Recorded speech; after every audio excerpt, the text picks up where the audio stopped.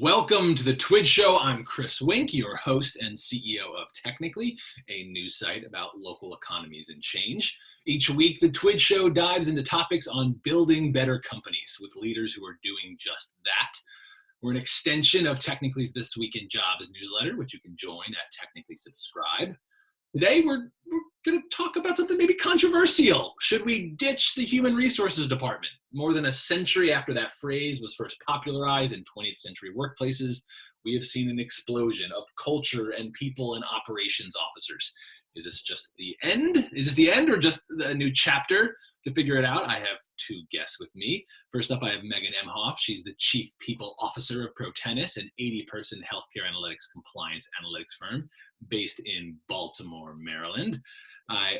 Previously, she was the Director of People Operations for Curiosity Media in DC and held other recruiting and ops roles. I also have Vincent Palochko, the Director of People Operations at Linode, the 230-person cloud hosting company headquartered in Philadelphia. He got his start in HR admin, working at payroll processing giant Paychex. Thanks, guys, for being here.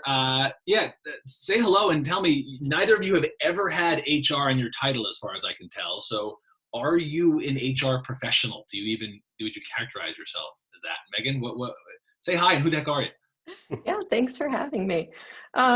Well, I guess that's depending upon the definition, and maybe we can talk about that as well. But yeah, I've never had an HR title, and I think that's primarily due to the fact that I've worked in operational roles at smaller companies that don't really have established HR practices or infrastructure yet. So there's not something that I walked into that already exists with that title. So I consider myself to do HR work. But I don't consider myself an HR person, but I don't necessarily think it's bad or negative if you do, because I know that looks really different in other companies. Yeah, I guess actually you're making me want to say at the top here that in no way are we disparaging the role. I think I'm more interested in the trend of the use of the language, not at all Sure. disparaging that. So Vinny, with that said, are you an HR professional? Yeah, I think so. And I think the definition of what that is changed a little bit. I mean, I started at Linode with a HR title. And Okay. took So already I've been asked. Already I keep it, I keep it tucked away a little bit, but we took a shift a couple of years back to transition HR to people operations. When I started, HR was kind of what I knew it to be, and over the years realized that the work that was being done is so much bigger than human resources.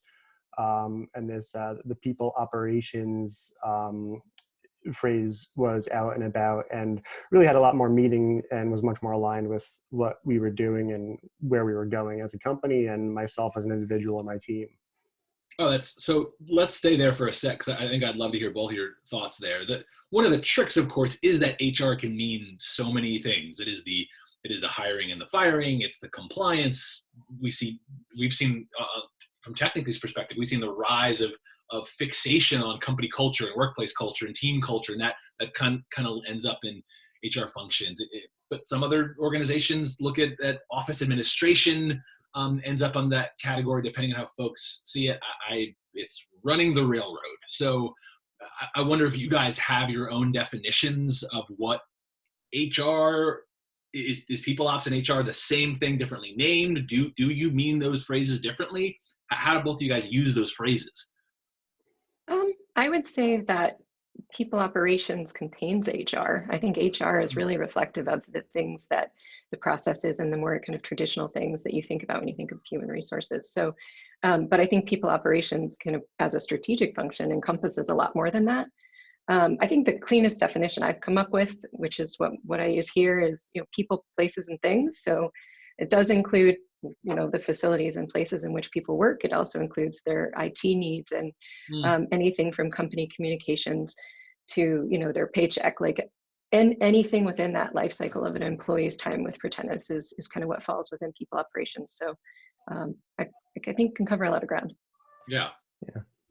It's pretty spot on. I'd add to that. I think when we talk about human resources, what sticks out to me is more of a compliance function where we are servicing the company, maintaining compliance, and we're on top of, monitoring the legality of what we're doing and ethics and paperwork and documentation and making sure that we're compliant and we're safe, where I think the shift to people operations, all of that stuff still has to be done. So I think that's all kind of a given, and that's the core of the role. But really with people operations, it's more strategic. It's more aligning the business outcomes with the people who are doing the work. So I think it's much bigger than human resources, and it's, you know, making sure that we have people who can actually achieve the results. Yeah, I'm super interested. I did not know that Linode had made an actual transition, that HR phrase was used. PeopleUps has been part of a transition. I guess I wonder, to both of you, do you now, or do you think you might in the future have someone who will still have human resources somewhere in their title, or is that not a title you would expect your organizations to have in the future? I think people operations sort of replaced the phrase human resources, much as, you know, human resources used to be the personnel department. So I can't foresee us having a human resources title within the company. I think the nature of the work, or the work that's done under human resources, is still being done. The work itself hasn't changed. Just the overall philosophy of it being more than a resource for our people, and us being more aligned with the company strategy and bringing the people there. Mm-hmm. Yeah, I don't foresee us ever having, you know, HR in anyone's title. But again, that's because I still view that as a part of the work, but PeopleUps being kind of the approach to the work. So it sounds similar to what you were saying. I like that. So then, could we take a moment and like zoom in for me? I don't think there's a detail too small. I'm wondering if we could take like a little case study of your respective, you know, both of you are growth companies. We watched Linode grow a ton last year. Protenus is on a similar trajectory. Wondering like how your people ops teams are structured right now. Like who's in there, titles, roles, functions. Just give me like a snapshot. Megan, yeah, just what does Protenus's people ops look like? Who rolls up to you, and what fits there, and to be a little snapshot of that, and how common do you think is anything unusual that you guys have, or would you think you're within common trends? Well, like I don't 7 know questions if in there, so I dare you to answer. unusual. I don't know about that, but yeah. So we, you know, I started as the first person in PeopleUps, and I was fortunate enough that the co-founders hired me. So I kind of was in a nice position to be able to come in and do all of the roles myself before we hired someone to do them. And you said you were like 20, 25, 27 employees. Yeah, what was that roughly. First title you came in on? VP of People Operations. Got it. Okay.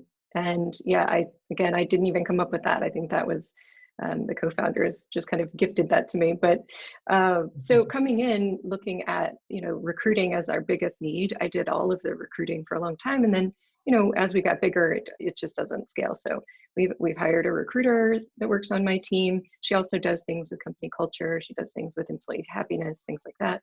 And then our tech blog. So she does kind of, again, that's where not any one role is just kind of narrowly focused on one piece of HR. Then we have somebody who does payroll and benefits and a lot of compliance and our payroll taxes, things like that. We have someone who's a senior IT engineer, so he does all of our laptops and internal net, all of that. And then we have an office administrator who she actually does quite a bit more of the kind of company operation type work as well, but you know, and then the office itself. So fairly small team for us right now. Mm-hmm. Yeah. Vinny, yeah, what does that look like for you guys now? Yeah, I had a similar background I started at Linode as Department of One and kind of did all of the things myself. So I've experienced, you know, doing them all and kind of built the team as it made sense. Today I have 4 people on my team in a couple of different roles. We're doing talent acquisitions. We have 2 people over talent acquisition who are responsible for the entire candidate experience. So they're doing all of the outreach, the sourcing. They oversee the interview processes and make sure that we're finding the right people to do the jobs. I have a learning and development manager who is overseeing all of the different company onboarding and training initiatives that we have going on. So he's the point person to bring people into the organization, to get them integrated, to do the handoff with their respective teams, making sure the teams have enough of a structure and know-how, and he'll collaborate with them to get people up to speed on the specific technologies or processes that they follow. And then I have a people operations generalist who kind of handles the everything else category, from the day-to-day administration of our benefits and retirement and payroll and all of that stuff, to bigger picture, developing and designing employee programs and policies, and overseeing kind of the employee experience and company culture. So that's great. Thank you guys for that look. We have 10 plus years of the longest sustained economic growth in our country's modern history. And however, whenever this video is being watched, sitting in nearly June 2020, we're likely sitting in a recession. The growth of local tech ecosystems have largely been in boon times. We've seen a decade of really great growth. And so a lot of the people ops functions have been, how do we make sure it's all very, like, how do we make sure our existing team is better suited to recruiting its growth? We're reporting a lot on many growth companies still see their growth continuing, but I just wonder if you guys are thinking, will the people ops HR function get less fun for a couple years here? Or is that the wrong framing? Well, I think, I don't think anyone thinks a recession would be particularly fun, but I think that's not just isolated to people ops. Fair.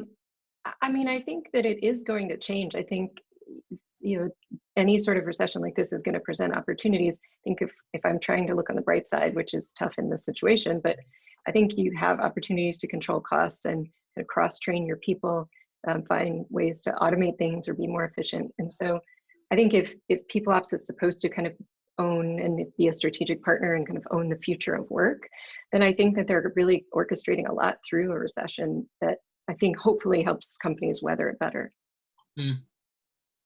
Yeah, I'd add to that too. This is a lot of really interesting challenges that come out of this, and beyond just the mere fact that there's a likely recession. Who knows how long it's going to last? With that comes high unemployment, and we kind of take a shift from a very employee-driven candidate pool to more of an employer-driven one, because there's going to be so many more candidates on the market, where jobs were historically, in my experience, very transferable, and it was somewhat easy to get a job in technology. So I see that being a really interesting shift, and I don't know what that's going to look like, but it'll be cool to keep an eye on. I think the other thing too is, we've kind of broken a lot of barriers down, and despite the fact that unemployment's going to be high, there's a recession, a lot of things are changing. A lot more companies are kind of realizing that there are alternate ways to work. So I think we're going to have some really cool challenges out there, and I don't think it's as much as less fun as more challenging, which for me is fun, because we're realizing that working remotely and just working in a different way, interacting in a different way is doable, and it is realistic, and that's going to kind of change the way that we hire people and the way that we operate, and quite frankly the way that we build and maintain company culture, because we don't have the physical element of an office with art and snacks and all of the little tangible things that make us who we are. So definitely some challenges out there. You make me think, one of the gifts that growth stage technology has given the HR function is the obsession with culture that came from employee demand. The demand for retention and attraction of hard to reach talent led down this pathway that contributed to it, a real obsession on culture. And like, from my reading of it, it made HR functions that in the 80s and 90s were perhaps seen as fairly mundane, make sure payroll is processed, and transform the last 10 years. We've seen this rise of thought leadership in HR that we're really talking about how great companies treat their employees better. How do we talk about career development? All these really heady heady issues that, for me, the reason the TWIJ show exists now, because these are not mundane tasks. These are really big foundational ones about organizational growth. I wonder, how much you guys think that was that only a product of employee demand, and we could watch that decline if there was an extended economic downturn, or is that here to stay? And HR has this really high and powerful mindedness around retention, attraction through culture. Is that here to stay? Is culture inside of PeopleUps here to stay? Is the 5-word question instead of the 40-word question? I think my thoughts on that is it's going to be really, it's going to be easy to take a more relaxed approach to that stuff. And I think the reason there is because there are probably, there's going to be a lot fewer jobs or much more competition for the jobs that exist out there. So it's going to be easy to diminish the importance of those things and relax a little bit. But that kind of takes away from the actual purpose of those initiatives, which I don't think is going to change. So I say it's our obligation as people operations professionals to keep current course and drive those things ahead, because they still add a tremendous amount of value for the companies that we work for. And regardless of how many candidates are on the market or what the recession might do to the job market out there, culture isn't going away. And the way that we operate and the things that we do are there for a reason. And they're really to bring better outcomes to the companies that we work for. And we have to kind of keep that in mind. Yeah, I mean, I think culture exists. It existed before we had a name for it too, in a work context. So I think that's certainly nothing's going to change on that front. I think some of the cultural, extras might change. Things like perks that don't add value, or things that kind of feel sort of an applique of culture. I don't think those are going to necessarily have as much prominence. But I think people really expect a lot more from work now than they used to. Even in previous, very recent history, people are like using work as the place where they kind of build their community and like have purpose and feel like they belong. And so I think it's going to be really hard for that to go away ever. I think that once that's introduced. So I think companies are going to have to just keep that in mind too when they think about prioritizing the culture that they're trying to build. And I also think, depending upon the sector you're in, I think knowledge workers, I guess, or people who work in this type of industry, people expect that they're going to have a competitive advantage based on the people themselves. So retention is going to continue to be important. And I think, we're not going to get away from that, I don't think. Mm-hmm. Not to over obsess on it's clear that many of the functions that fit under the umbrella that was recently called HR, and culture being one that has risen in it, but compliance, as you guys have talked about, clearly those functions aren't going away. So this becomes both a question of how are things grouped, but also how we describe them. So I'm interested that I am interested in the word choice, and how we have gone through other phases. Human resources has lasted a while. It's, as Vinny, you mentioned, personnel has been used before, but we've used human resources for a long time. I shared with both of you guys that there's a great Harvard Business Review story from 1988 that is like, we got to get rid of HR. So this is not a new topic of, is that title going away? I'm curious if you guys, if anything, just HR has just become a really great shorthand. Are we able to say PO, like people operations is like, I'm a PO person? Do you guys literally, do you say that at all? Do you say I work in PO? Like, what would you say if you're like at a bar and you're talking to someone describing what you say? Or do you say HR? What do you say as shorthand? It's a tough one. I feel like I still say human resources a lot, just because that's what's understood out there. Right. I feel like people operations or people ops is still coming in its own. I've never found the acronym that makes sense that people are going to not give me funny looks for. So it's just it's not out there. Right. Yeah. But human resource is still the understood thing for people, right. For the type of work that's being done. So I think that's the norm. Yeah, I would probably say I tell people I work in people operations, and that always begs a question, but it gives a nice opportunity to describe it's people, places, and things, and here's how we define that. So I do think I'm somewhat of like trying to also spread the word that there's a different way to approach this type of work. But I think you referred back to that article, and I've heard lots and lots of people want to get rid of HR or whatever. But I think I think from what I can tell, and I'd love to, learn more about this, but it seems like HR is changing a lot, kind of like I think finance did, which in 60 years ago, finance was not a strategic function; it was accounting, right? And then that's backward facing, and I think HR is kind of doing the same thing. So I think people operations is kind of the strategic partnership version of what HR was historically. And I mean, I think companies are starting to prioritize it accordingly. I think that's really very well said. So we're coming up on time. So I wonder if like what's the final verdict? I mean, do you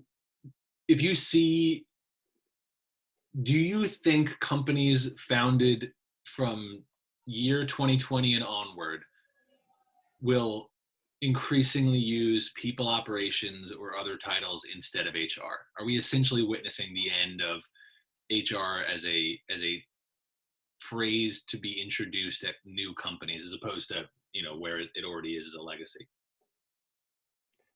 I think so. I think it's a mindset shift. It's the functions of human resources, which classic human resources are never going to go away. But I think the ownership of employee development, organizational development, looking at growth and retention, and just the whole picture of talent. All of that stuff is encompassed in people operations. And I think all the administrative stuff that comes with it, or the compliance related items that come with it, are kind of a given. But it has become so much more than that, because just companies have taken a shift from being more focused on process and productivity. And nowadays, the loyalty of working at a company for 15, 20 years and that being your career and where you are for life, that's completely different now. And, we have to put a focus less on just maintaining compliance and more on the employee experience, and understand that people take jobs for different reasons now than they used to. And it's more for the experience. They want to work at somewhere that they believe in the product and they do meaningful work and they're going to learn and grow. So the type of work is vastly different. And I think people operations really represents that. So I can absolutely see human resources as a name completely changing, but as a function, it's just it's a mindset shift. That's perfect. Megan, final word. Are we seeing the end of HR, and what the hell does that mean for everybody? Well, I can't predict the future, but I do and think yet I asked you to. It's really unfair. Well, we do take the long view. I do think that there is going to be a kind of a slow dropping of the HR title over time. I think especially as HR professionals or people ops professionals get a better sense of the business itself, and kind of there's continued push for the proverbial seat at the table. I think we're going to continue to see that title kind of go away, and the association or potential negative association go away. And I think, especially if you think about companies that are either venture backed or private equity backed companies, those firms are starting to pull in roles that are specifically for people operations to help them assess the portfolio companies and help them build out good people ops practices. So I think it's going to be embedded in a lot of these companies from the beginning, very differently than even it was 10, 15 years ago. So I think HR is probably going away, not today, but pretty soon.